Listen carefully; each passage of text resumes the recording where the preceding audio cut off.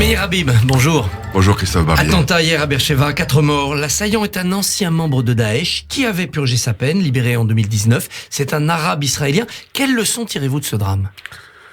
Que le terrorisme est toujours là, que l'horreur est toujours là, que je n'ai vu quasiment que quelques lignes dans les médias français, concentrés peut-être à juste titre depuis plus de 3 semaines sur l'Ukraine, mais lorsque un policier, un primo-intervenant découvre en direct, parce qu'il intervient sur l'attentat que sa femme a été égorgée, c'est l'horreur absolue. Lorsque un membre d'un rabbin de Chabad, Lubavitch, que chacun connaît, qui passe son temps à aider les gens les plus défavorisés dans une sorte d'endroit à Beersheva où les plus défavorisés allaient se nourrir, est écrasé par la voiture de l'assassin en attaquant bélier et déchiqueté en morceaux, je pleure. Et on voit que le terrorisme est toujours là en Israël, que l'agresseur était un arabe israélien, et que hélas, ça change la donne, ça. C'est pas un terroriste venu du sud, venu des territoires. C'est un arabe israélien. Aujourd'hui, l'islamisme gangrène l'humanité. C'est le même terrorisme qui tue à Paris, à Nice, à Jérusalem ou à Beersheva. Ce conflit, pour moi, n'est pas une question de territoire. C'est un combat de civilisation. Il faut éradiquer l'islamisme. Il faut éradiquer le terrorisme djihadiste, qui est le cancer de l'humanité et qui est peut-être la source de 90% des conflits que nous avons à travers le monde aujourd'hui. J'ai une pensée pour ces victimes. J'ai pensé pour le peuple israélien. Nous voyons bien qu'aujourd'hui, et je regrette d'ailleurs parce qu'il y a eu des paroles très rassurantes du président de la République à Toulouse, et que le lendemain, encore une fois, la France continue à aider des organisations, des ONG palestiniennes terroristes qui appartiennent à ces mêmes organisations qui tuent des Israéliens dans un silence assourdissant. Et donc il y a 2 langages que je n'accepte pas, que je refuse au Quai d'Orsay. Je le dis aujourd'hui sans faire la fine bouche sur des mots, et je le lui dis directement, qui ont été prononcés par le président de la République, et le symbole qui était fondamental. Mais il y a 2 langages, parce qu'on ne peut pas à la fois contenir à soutenir, y compris financièrement, des ONG palestiniennes qui sont des ONG terroristes, islamistes. On ne peut pas se réjouir, demander la libération de Salah Hamouri. On ne peut pas tweeter comme l'a fait le président, et je le regrette. Je l'ai dit à l'époque, lorsque et donné un asile en France, et tweeté lorsque un des fondateurs du BDS est libéré des geôles égyptiennes, parce que justement était incarcéré pour des questions de terrorisme, de djihadisme. Donc il faut faire extrêmement attention. Le terrorisme, le djihadisme tue, y compris encore en Israël, à Beersheva. Un dernier mot sur Israël. Le vice-ministre de la Défense demande aux forces de sécurité de ne pas exacerber les tensions avec la communauté bédouine. C'est une crainte justifiée ? Je trouve ça scandaleux, si vous me permettez, à titre personnel, en tant que parlementaire français. Moi, je n'ai pas m'immiscer dans les déclarations du ministre israélien, mais au lieu de demander, bien, tout le monde veut du calme, mais là, en l'occurrence, il s'agit d'un attentat barbare dans une station-service par un terroriste djihadiste islamiste, et la seule pensée que je peux avoir, c'est aux victimes et pas aux agresseurs. Vous l'avez dit tout à l'heure, Ilana, Volodymyr Zelensky s'adressera aux députés français à 15h. La France doit-elle aller plus loin dans l'aide militaire à l'Ukraine ? C'est une question très complexe. Vous savez, j'avais tweeté le lendemain de la guerre, naïveté européenne, le Donbass comme la Crimée en 2014 s'est plié depuis longtemps, Poutine se fout de menaces, il sent la faiblesse de l'Europe, rien ne l'arrêtera, c'est compliqué. Mais l'Europe n'a pas été si faible, elle a été unie. Alors, elle a été unie, et c'est très bien de faire des sanctions. Aujourd'hui, personne ne peut accepter l'agression russe en Ukraine, en sachant qu'il y a quand même sur les parties est de l'Ukraine une certaine complexité, en particulier la Crimée, qui est les accords de Minsk, on parlait depuis des années, etc. On le sait. Aujourd'hui, il y a une urgence, c'est de faire cesser les armes. Il y a une urgence, c'est l'aide humanitaire. Après, de déclarer, d'envoyer de l'aide militaire. Alors au début, la France disait défensive. Comment ça ne peut être que défensif ? Il y a un pays qui est agressé actuellement, c'est compliqué. Mais surtout, ce qu'il faut, c'est au niveau diplomatique. Et je crois que les sanctions sont une bonne chose. Et ça, personne ne peut être pour une guerre.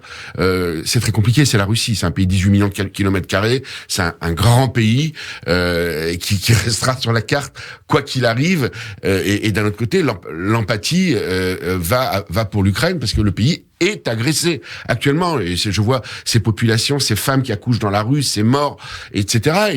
Et alors, évidemment que l'Ukraine n'appartient pas à l'OTAN, évidemment que d'intervenir militairement pourrait amener à un embrasement total et une guerre mondiale. Donc c'est compliqué, les conseillers ne sont pas les payeurs. Votre question est délicate, j'ai du mal à y répondre de façon certaine, sans avoir tous les éléments et tous les aboutissants. Ce qui est certain, j'ai rencontré Poutine à plusieurs reprises dans ma vie. Je me souviens même avoir longuement discuté sur la question iranienne avec lui, parce que j'avais l'impression que c'était une seule personne qui pouvait aider à ce que on oublie l'Iran, mais qui est tout près de l'arme nucléaire. Mais aujourd'hui, il faut parler. Il faut arriver à une solution. Je crois comprendre que hier Zelensky était d'accord peut-être pour arriver à un compromis avec la Russie. Ce serait peut-être la meilleure des choses, tout en ayant ma seule empathie aujourd'hui pour le peuple ukrainien. Les négociations avec l'Iran étaient au bord de reprendre. Il y avait un accord sur cette reprise. C'est la Russie qui a bloqué. Donc finalement, l'accès à la bombe pour l'Iran peut être un dommage collatéral de cette affaire. Je suis contre cet accord.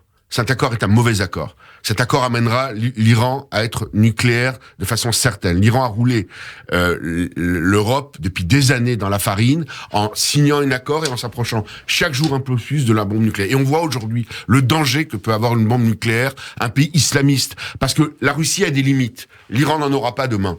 C'est ça que l'Europe, le monde doit comprendre. S'ils ont une bombe nucléaire, ils s'en serviront un jour ou l'autre. Et pas seulement contre Israël. Et aujourd'hui, on était à tout près, à deux doigts, par des sanctions justement, de mettre l'Iran à genoux. Et hélas, on est revenu à un mauvais accord. Je vous donne ma position personnelle en tant que vice-président, que j'ai été de la commission des affaires étrangères. Je connais parfaitement ces questions. J'ai interrogé directement Zarif, l'ancien ministre, lorsqu'il était à Paris, qui me connaissait parfaitement. Le peuple iranien est un très grand peuple. J'ai rencontré le fils du Shah d'Iran à Paris lorsqu'il était là. Je connais ce grand peuple. Mais j'ai une immense inquiétude de savoir qu'un grand peuple avec d'immenses scientifiques peut demain avoir l'arme nucléaire. Et cet accord est un mauvais accord. Parce que l'arme nucléaire sera une arme d'usage pour eux et pas de dissuasion. Absolument. C'est ma conviction absolue. On l'a vu. Qui peut donner, est-ce que vous prenez 1% de chance de donner une arme nucléaire avec les conséquences que ça peut avoir à un pays islamiste, djihadiste, dont on voit chaque jour les méfaits et la dangerosité. Rappelez-vous le 11 septembre, qui pouvait imaginer que les Twins, comme l'avait écrit Benjamin Netanyahu en 95, que le but ultime des islamistes serait de détruire les tours à New York. C'est ce qui s'est passé. On avait même accusé le Mossad à l'époque. Je reviens sur l'Ukraine. Volodymyr Zelensky a demandé à Israël de choisir plus clairement son camp. Est-ce que vous comprenez son impatience ? Je vais vous dire, j'ai une certaine réserve. Pourquoi ? Parce que Israël d'abord essaye d'intervenir. Benjamin Netanyahu avait créé des rapports très très forts avec Poutine. Pourquoi c'est important d'avoir une certaine pas retenue. Il faut, encore une fois, il y a un agressé, un agresseur, et l'agressé c'est l'Ukraine. Mais Israël a une frontière commune avec la Russie. Vous savez où elle est ? C'est la Syrie. La Syrie, qui est totalement entre les mains de la Russie. Et la Russie, où toutes les armes de l'Iran pour aller au Liban, qui est devenu aujourd'hui la marionnette de l'Iran, qui n'existe plus, l'ancienne Suisse du Moyen-Orient. Donc il faut ménager la Russie ? Il faut pas ménager la Russie. Il faut discuter. Il faut faire cesser les armes. Il faut trouver un accord. Et si Israël peut le faire, c'est une bonne chose. Et je ne suis pas d'accord avec Zelensky lorsqu'il raconte, parce qu'il y a, au niveau historique, je suis obligé de le dire, lorsqu'il dit que les Ukrainiens ont sauvé les Juifs. Moi, j'ai été à Babi Yar, c'est la plus grande fosse commune de l'histoire de l'humanité, où 33 000 Juifs ont été tués à bout portant, un par un. Les soldats vomissaient tellement qu'ils ne pouvaient plus de tuer les Juifs. C'est ce qui a précédé la solution finale et le gaz à l'époque. Et les Ukrainiens ont beaucoup collaboré. Alors, bien sûr qu'il y a eu des Justes parmi les nations, heureusement, y compris par les Ukrainiens, mais demandez au Père des Bois, que vous connaissez, de savoir la Shoah par balle et qu'est-ce qu'a fait une grande partie des Ukrainiens pendant la guerre, je ne peux pas oublier. Donc on peut pas dire aujourd'hui que les Russes sont en train de faire une Shoah, on peut pas mettre la Shoah partout, y compris en Ukraine. Sans en rien envier à la souffrance de cette guerre que souffre et l'agression que subit actuellement le peuple ukrainien. Sommet de l'OTAN, demain et vendredi. Comment faire évoluer l'Alliance Atlantique ? Est-ce qu'il faut intégrer la Suède, la Finlande, l'élargir peut-être demain à l'Ukraine ? Je ne crois pas qu'aujourd'hui nous puissions élargir l'OTAN à l'Ukraine, parce que élargir l'OTAN à l'Ukraine reviendrait à faire une déclaration de guerre avec la Russie. Qu'est-ce que c'est l'OTAN ? L'OTAN, si un pays est en guerre avec un des membres de l'OTAN, tous les autres sont en guerre. Ça voudrait dire demain que l'Europe reste en guerre contre nous. Vous pensez que c'est une bonne chose? Non, ce n'est pas une bonne chose.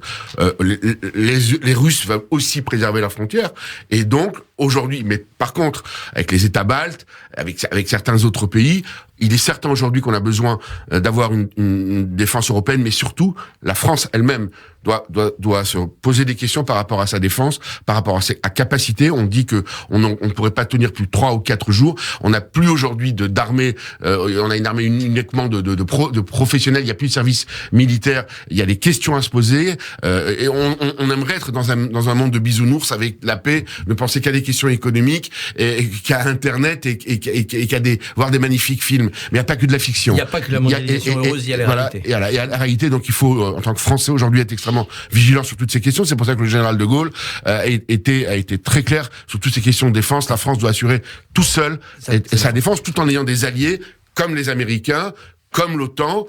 Et en parlant avec la Russie, on ne va pas rentrer en guerre avec la Russie. Il faut éviter à tout prix une guerre avec les Russes. Jérusalem est la capitale éternelle du peuple juif, a rappelé Emmanuel Macron. Valérie Pécresse, sur Radio J, a souhaité 2 États dont Jérusalem serait la capitale. Est-ce que vous êtes satisfait de cette évolution, et de Valérie Pécresse et d'Emmanuel Macron? Je ne suis satisfait de ni l'un ni l'autre. Alors, c'est bien de dire que Jérusalem est la capitale éternelle du peuple juif. Je fais pas la fine bouche, parce que c'est la réalité. Mais Jérusalem est la capitale éternelle et indivisible de l'État d'Israël. Et lorsque je vois qu'hier, cher Christophe Barbier, le Quai d'Orsay, dans sa déclaration, la solution, donc je cite, la solution de 2 États ayant tous 2 Jérusalem pour capitale est en effet la seule qui permettra une paix juste et durable dans la région, répondant aux aspirations légitimes du peuple. On dit tout et son contraire. Jérusalem ne sera jamais partagé. D'ailleurs, je serai avec Éric Ciotti, Valérie Boyer et 2 autres sénateurs dimanche soir à Jérusalem pour un meeting de campagne. Ma conviction aujourd'hui, j'ai eu Valérie Pécresse longuement au téléphone, je lui ai dit que je n'étais pas satisfait de ce qu'elle avait dit. Elle s'était embrouillée les pétales. Je ne sais pas, je peux pas parler en son nom, je peux parler en mon nom. Et je vous dis que je soutiens Valérie Pécresse. J'ai par ailleurs de l'estime pour le président de la République, et je ne fais pas la fine bouche par rapport à ce qui a été dit. Je dis aujourd'hui, ça c'est des mots. Moi, je vois les actes et les paroles. Jérusalem ne sera jamais partagée, parce qu'on ne peut pas aller contre une réalité historique. Jérusalem n'a jamais été la capitale d'aucun autre État en 3000 ans d'histoire que le peuple juif, et elle restera la capitale indivisible du peuple juif et de l'État d'Israël. Est-ce que vos électeurs en Israël, dans votre circonscription, sont tentés par le vote Zemmour? Je pense que oui, certains.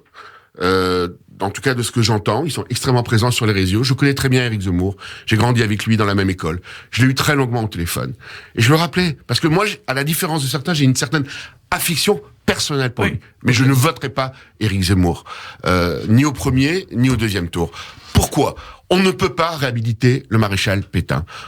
Ni de près, ni de loin, m'en expliquant. Il a été dans une école où 44 enfants ont été déportés, tués, massacrés. On ne peut pas mettre un doute sur l'innocence de Dreyfus. Il n'est pas sioniste, je suis sioniste. On ne peut pas dire que l'Iran nucléaire, ce serait pas un problème.